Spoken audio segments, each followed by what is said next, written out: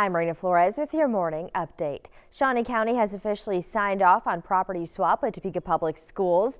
Commissioners unanimously approved giving USD 501 the track and football field at Central Park Community Center, plus exclusive use of 2 gymnasiums. In exchange, Shawnee County Parks and Recreation will now take over Boswell Park. Health officials are addressing a ruptured pipe that spilled sewage into Lake Shawnee. A pressurized sewer pipe burst near the public swimming area, contaminating the water.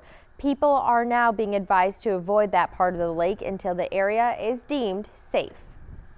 That's a look at your 13 News This Morning headlines. Of course, you can head to our website, WIBW.com, for more headlines and more stories. Now let's check the weather with Doug Myers.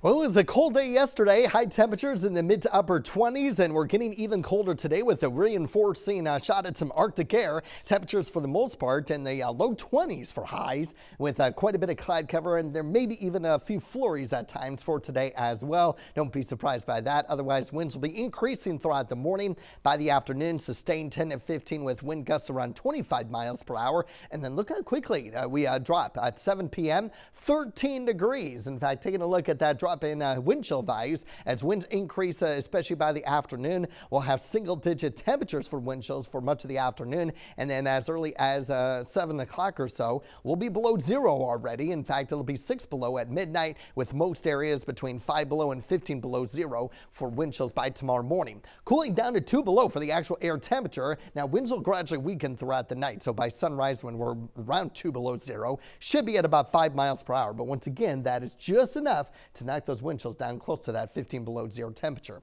Meanwhile, for tomorrow, 22 degrees. We'll have sunny skies in the morning, increasing clouds in the afternoon. Not quite as breezy, with winds staying at about 5 to 10 miles per hour. There is another chance of snow Saturday night. So between today and Saturday night, all in all, we're looking at most spots between the two chances a trace to a ½ inch. A few isolated spots could get up to an inch, but that would be very unlikely. Otherwise, continue to use caution if you start to see some snow falling. And otherwise, the cold continues to be the big weather story and the bigger impact. Until we get to Sunday, that's when we finally get back above the freezing mark. Most spots already in the upper 30s and mid 40s as we head into Sunday, with the warmer weather out west near 60, and temperatures continue to stay relatively mild for much of next week in the 30s and 40s, a little bit more seasonal. Loads warm back up into the 20s, and still keeping an eye on that Tuesday to Tuesday night time period. Earlier in the week, I did have precipitation during that time, and there still is that low chance, but right now keeping it officially dry.